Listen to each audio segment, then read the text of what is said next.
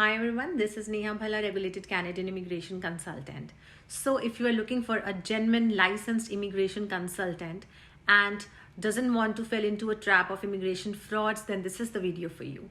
So before you go to any of the immigration consultant who says they are licensed, they are registered, but you still want to be safe on your part, then do look into these 10 points and then you will be able to recognize that your case is in right hands or not. So without wasting any time, let's start with the video. But before that, don't forget to subscribe my channel and like my video.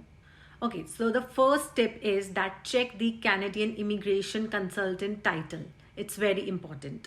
So the only people who can legally provide you Canadian immigration or citizenship related advice or representation, that is, they can file your applications for a fee. These are just three titles basically. So one is the RCICs, that is the Regulated Canadian Immigration Consultant. These are licensed with the CICC and they are authorized to provide you advice also and file your applications also. The next is a lawyer, that is a member of a Canadian Law Society. They are also legally authorized to represent you and file your application. And third is there is a member, that is a member of Chamber of Quebec. So only they are allowed to represent your case and advise you in matters of the Quebec cases. Okay, so next tip, the second tip is that always remember that just having an immigration diploma is not enough. So if someone says that they have done this immigration consultant course, they have the diploma. So just having a diploma doesn't mean that they are authorized to give you advice and to represent your case. So what happens is that having diploma does not mean licensed. So to find if your consultant is licensed or not, you have to check the CICC public register. So I'll post the link and you can just go to that link and you can check with the last name, you can check with their first name, or you can ask your consultant for the license number. So you can also search with the license number also. So license number would be something starting with R and followed by 6 digits. So with the help of the first name, last name and the license number, you can search on the website, CICC website, whether they are licensed or not and whether their status is active or not. The status is also mentioned. So the third important tip is always sign an agreement. So there is an agreement that is known as a service agreement or retainer agreement. So this agreement declares that an immigration consultant will offer you whatever services he's going to offer you in exchange for a fee.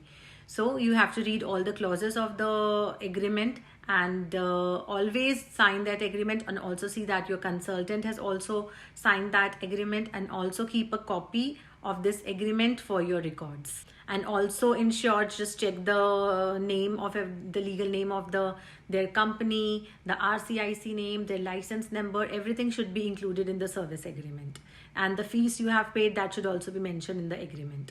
The fourth tip is use of a representative form, which is a IMM 5476 form. So whenever you go to an immigration consultant for filing your cases, so whenever they file the cases, they have to give this form also. They have to upload this form.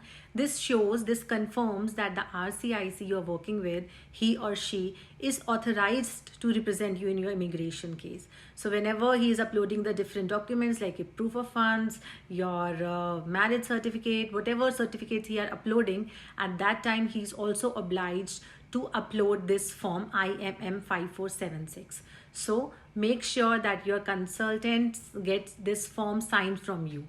So always check out that you sign this form and your consultant has uploaded this form. So the fifth tip is don't sign a blank form or a form containing any kind of false information. So whenever your consultant gives you a form to sign, be it any forms with your details, ensure that everything on the form is complete and the information entered is accurate. So what happens is, even if your consultant is filling the form for you, right, but at the end you are responsible for your information. At the end you are getting the decision on your file, on your case, that approved or not approved. So it is your duty also to check the forms your consultant has filled.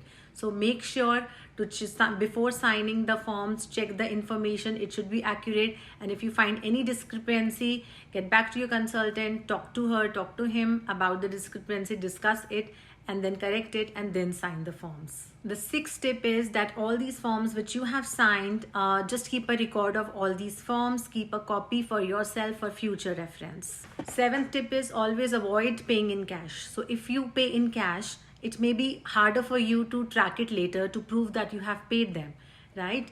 And so it is always better to make the payment to your consultant either by check or by credit card if they accept, or bank transfers, e-transfers. So something you can track later on, right? You can have, like, if you do an interact transfer also, that will show in your bank statement. So avoid paying cash and try to pay by methods like bank transfer or e-transfer, checks or cards.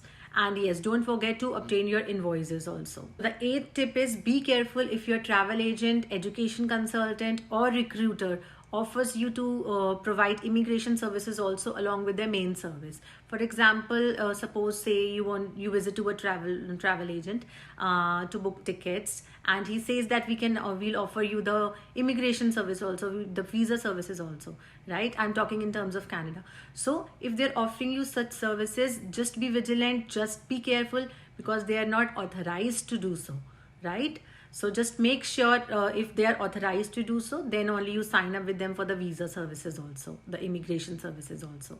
So the ninth tip is that no one guarantee you a specific processing timing. So if your consultant says that for sure the decision will be out in 1 month or 2 months, just don't trust them, because no one can predict the outcomes, the timelines. And the last 10th most important tip is that no one can guarantee you an approval, right? So no one can say, if your consultant is saying you, okay, we will guarantee you the approval, we are filing the super visa for your parents and it's 100% guaranteed from our side that you will get it. So this is false. No consultant, no lawyer, no one can guarantee you an approval, right? And no one can also influence the decision of the visa officer. If someone says if someone says that they know the person, they can influence their decision, they'll get you an approval. So all this is misleading information. No one can guarantee you an approval. No one can influence the decision of a visa officer, right? So they can just make your case stronger with the documents they ask you and how they file the case and how they give the explanations, but no one can guarantee you an approval. So I really hope my video was very informative and useful for you. And obviously now when you go to any person, any immigration consultancy or authorized consultants, so you will take care of these tips I have given you. And if you follow these tips, you will not face the immigration frauds for sure. And yes, we are also licensed, registered consultants. And yes, all these tips we have given you, we follow ourselves also. And yes, you can also contact us on the below number for any of your immigration cases and consultations. And yes, if you like my video, please do subscribe my channel and like the video and share it with your friends and relatives. Thank you so much.